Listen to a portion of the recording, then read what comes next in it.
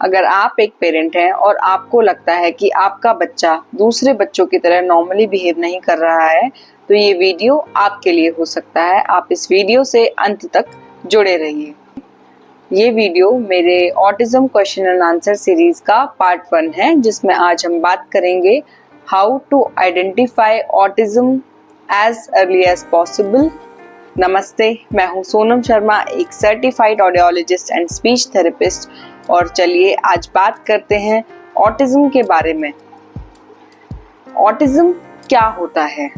Autism कोई बीमारी नहीं है, ये एक न्यूरो डेवलपमेंटल कंडीशन है जिसमें दिमाग का विकास थोड़ा अलग तरीके से होता है। ऑटिज्म के लक्षण तब भी देखे जा सकते हैं जब आप बहुत छोटे होते हैं।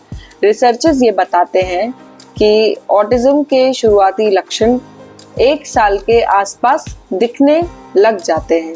अकॉर्डिंग टू रिसर्चर्स, अगर पेरेंट्स 12 to 14 मंथ्स के बीच में ये कुछ अर्ली साइंस को आइडेंटिफाई कर लें तो early diagnosis and then intervention का फायदा वो उठा सकते हैं। आपके बच्चे में वो कौन से साइंस हैं जिससे आपको अलर्ट रहना चाहिए?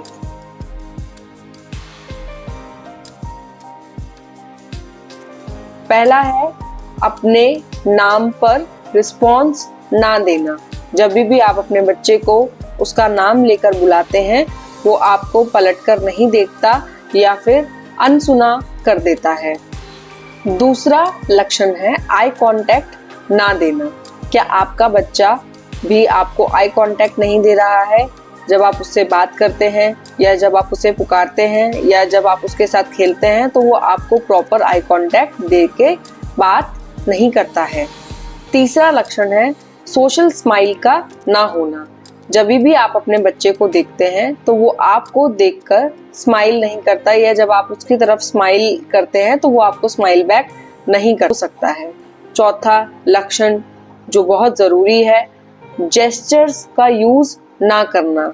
जैसे कि आप जेस्चर्स यूज़ कर सकते हैं बाय बाय, वो आपको प्रॉपरली बाय बाय नहीं करता है या वेविंग नहीं करता है, या फिर वो आपको पॉइंटिंग नहीं करता है, किसी भी चीज़ के लिए आप पॉइंटिंग का इस्तेमाल नहीं करता, तो ये भी एक साइन हो सकता है।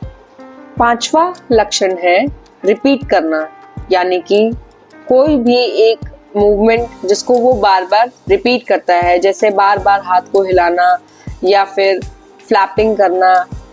अगर वो बार बार ऐसी कोई मूवमेंट कर रहा है तो वो भी एक लक्षण हो सकता है।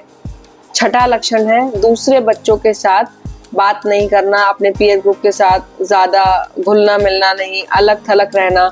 इसके अलावा अगर आपके बच्चे के स्पीच माइलस्टोन्स टाइम पर अचीव नहीं हो रहे हैं तो ये भी एक साइन हो सकता है। Last but not the least, ये सारे स्किल्स का चले जाना, यानी कि रिग्रेशन हो जाना। जैसे कि पहले आपका बच्चा बोल रहा था बट अब नहीं बोल रहा है, ये भी एक कंसर्निंग साइन हो सकता है।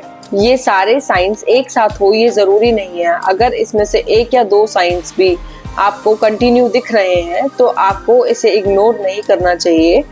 क्या कर सकते हैं? अगर आपके बच्चे में ये साइंस दिख रहे हैं तो आप क्या कर सकते हैं? सबसे पहले तो आपको निराश होने की कोई ज़रूरत नहीं है। अगर आप ये वीडियो यहाँ तक देख पाए हैं तो इसका मतलब है आप अलर्ट हैं।